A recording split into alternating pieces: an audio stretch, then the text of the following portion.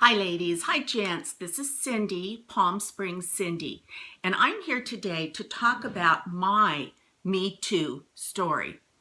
This is a conversation that's been in the news lately, and as a baby boomer, I feel like I have a bit of a responsibility to talk about this among my friends. I was born in 1950. And if for any of you who have seen that series on TV, Mad Men, I would have been the age of Don Draper's daughter. So in the 1950s, when I grew up, times were a lot different, especially for women and women's roles. And, women were mostly housewives at that time. Men were the ones that controlled the money, who had the jobs, who took care of the family. And as time went by, as I was growing up, my first Me Too experience happened when I was in elementary school. And I'm going to say I was probably 8 or 9, probably more like 9. And one of the gals that was one of my friends at my school, her father worked at the beach. Well, my family lived very close to the beach here in California. And so my friend's dad said he would be happy to take me, his daughter, and a group of us from school. He said, I'll be happy to take you to the beach. This would be in the summer and on my way to work, and I can take you home when my work is done for the day. And so we were elated to think that we could enjoy a great summer at the beach, and we had a ride there, we had a ride home, and we did. We just had so much fun. So one weekend, my friend, whose father drove us to the beach, invited me to spend the night with her, and I did. So while it was getting late, and we had our jammies on and we're getting ready for bed, and we were watching TV together in her living room. And I was on one side of the room and she was on the other side of the room. We were both sitting on couches, I think. Well, in the middle of the room, on top of the fireplace, was a big mirror. And so her father positioned himself in such a way where she couldn't see him, but I could. And he stood in back of us in the hallway, I'll say, and he exposed himself to me. Now, I was young and innocent and I didn't get it. I didn't even realize what was going on. And so he would leave, and then I would think, what was that? So I'd look again up in the mirror, and then he would come back. So for about 15 or 20 minutes he came back and forth. And so, like, just when I would think, what did I just see? And I'd look in the mirror, he wouldn't be there. Then I would think, well, maybe I didn't see anything. And then I'd look again and he would be there. So it wasn't until he figured out that I knew what was going on that he stopped what he was doing. Now, I should have called my parents and said, come get me, but I didn't. Don't ask me why. I don't know. And for that night and the next morning, I did not want my girlfriend to leave my side. I was terrified of her father and what the heck he might do. So that was my first time, my first experience with being taken advantage of in a sexual way. My second experience happened when I was working at a coffee shop. It was one of my first jobs. I was a freshman in college. I was attending a local community college, was living at home. I was about 19. And I was working in a little coffee shop that sold milkshakes, coffee, lunches. And my girlfriend got me the job. Well, she told me when I got the job, she said, watch out for Gramps. And I was like, what?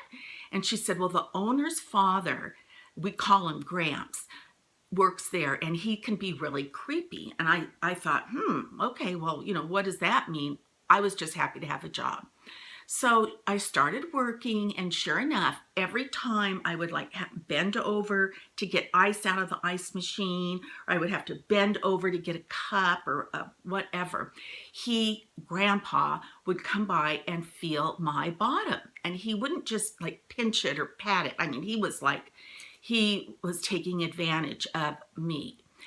And so one time I had to go into like this large, it was like a giant refrigerator where they kept their cold items, and I would have to go in there to get things sometimes, maybe some fresh cream or whatever. And he would follow me in. And of course, he would try to take advantage of me. And I just would like I would like giggle nervously and force my way out. So it was just part of the job, was the fact that Grandpa would fondle you. And so one time it was the straw that broke the camel's back, and I just walked out. And I got home, and my parents were like, well, what are you doing home so early? And I told them what had been happening all along. So, why didn't I speak up to the owner? Why didn't anybody else? Why was that understood, that that was okay? Why was he allowed to be there? I don't know.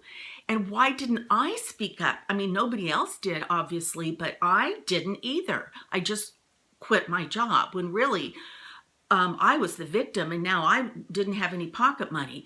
So, okay, that was another Me Too time.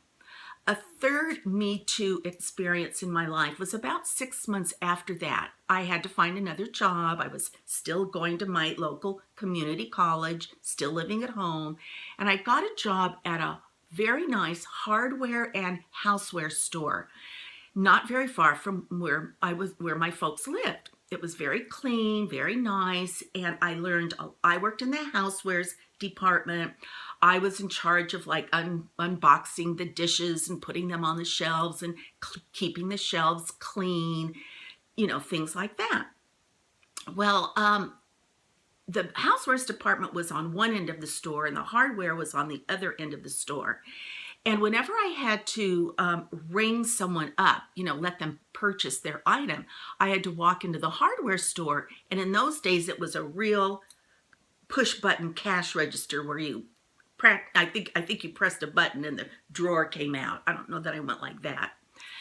And so one time I went to check somebody out, and then after the transaction was over, the roll on the cash register, the paper roll that had the numbers that would print out, it came to an end. And when it came to an end, it would have this red line all along the edge of it.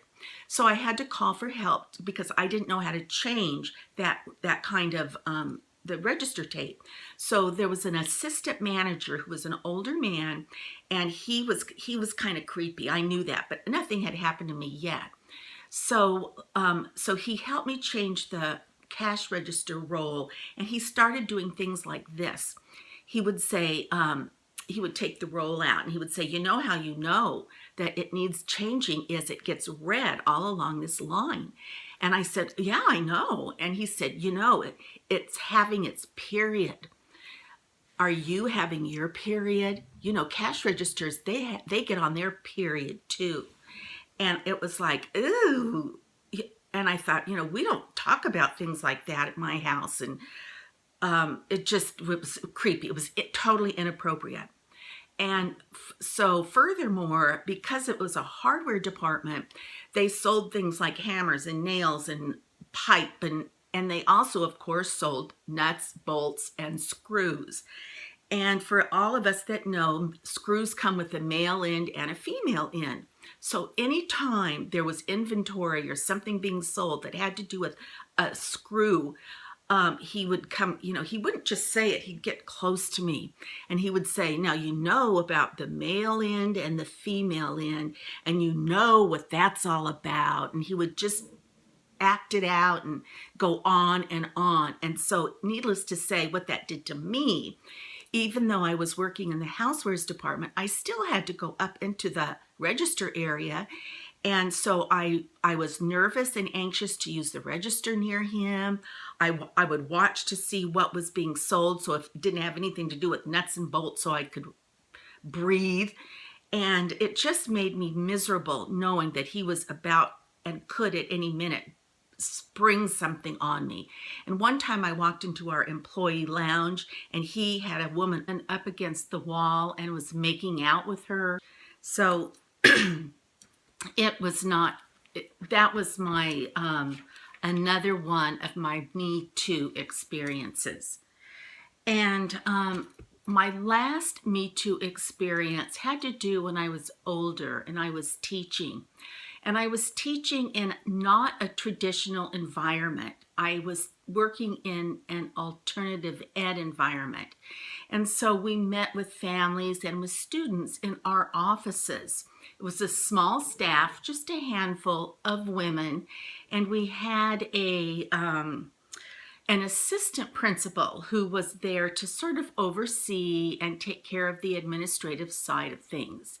So I was working at that particular site, and my administrator, the assistant principal, was it was a very small facility and we would have lunch together. We only had a 30-minute lunch, so we would all, retreat in this one room for lunch, and the administrator would tell very off-colored jokes in front of us women, and it was very inappropriate. And he would also drop a lot of F-bombs and cursed a lot. And he was very crude and rude, and he thought that was funny, I guess. I don't know, I'm not really sure. But it was after a while of listening to the off-color jokes and listening to the F-bombs, which, by the way, I am a teacher and I am in education, that is not the norm. People in education, teachers, administrators, parent helpers, we do not share or talk like that on staff. Whatever our personal habits may be, that is simply not accepted or acceptable in education. So I was a bit taken aback when my administrator, was acting like that. And so one thing led to another, and I began to feel unsafe at my workplace. And even simple things like he would call me into his office and tell me to shut the door. And I would say, I would rather leave the door open. And he would get mad and he would say, what are you talking about? Shut that door. And he had this real gruff manner about him. And he talked loud and he moved fast and he was very opinionated and he cussed and he told dirty jokes. And so anyway, I was very uncomfortable around him. And as time went by, I'm not going to get into the physical intrusiveness, but it became a physical harassment. So I knew as an adult that I needed, if I was going to combat this, if something was going to happen to me or whatever, I needed to document. So I started documenting. I documented his F-bombs, his dirty jokes, his cussing, I started documenting everything. And after a few things happened, I called my union president, which is why I am in favor of unions. I called my union president. I said I had documentation and I wanted to go to human resources to discuss a matter of sexual harassment. And we did. And even when I went to human resources, that was not pretty. It was humiliating for me. And I was warned of retaliation. And I said, I just want this stopped. And I don't know how you're going to deal with it. That's your job, not mine. I've done what I need to do, what I have written down, what I have said, and my union president is here. This is the reality of the situation. So after that, when I did go back to work and as time went by, the person in question, every time he would drop an F-bomb, he would say, "Oh, I'm sorry." And he stopped with the inappropriate jokes, and there was no more physical intimidation regarding myself at all. And so I don't know what went down, but I just know it was better for me after that. So those are my Me Too experiences. And ladies, I guess I'm sharing this with you because, I'm not a celebrity, and does it have to just be celebrities that share their Me Too experiences? Because if it is truly this widespread, then I think that adds steam to this momentum. And I think that as women, we owe it to our community, our daughters, our granddaughters, our sons, our grandsons, to talk to them about this important issue in the life of women and men in America. So this is a time for conversation. And so I've shared my conversation with you. And with that, I hope to talk to you in our next conversation. Bye-bye.